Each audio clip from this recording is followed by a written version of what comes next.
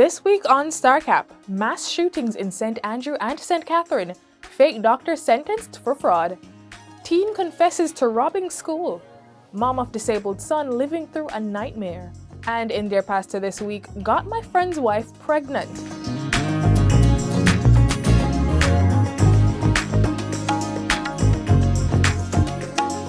Hey Star Fam, I'm Chanelle and welcome to Starcap, a recap of the big stories that caught your attention this week.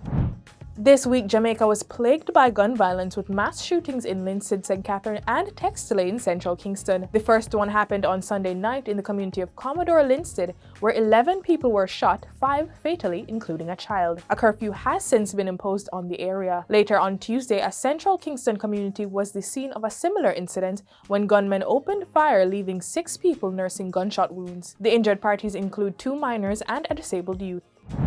58-year-old Andrew Clark, who was arrested last year for impersonating a medical doctor, was sentenced this week in the St. Andrew Parish Court. Clark, who pleaded guilty to 4 counts of obtaining money by means of false pretense and uttering forged documents, was sentenced to over 6 years in prison. The Crown withdrew the impersonation charge.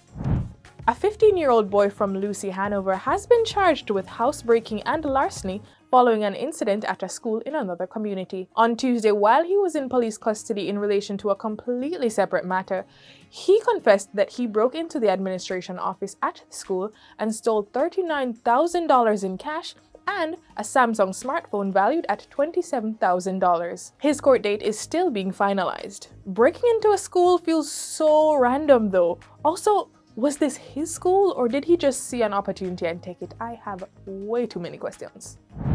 This Manchester mom has been living through hell as she grapples with how to care for her 17-year-old autistic son, Daniel. Speaking with The Star, she said she often battles with the thought of killing herself and her son.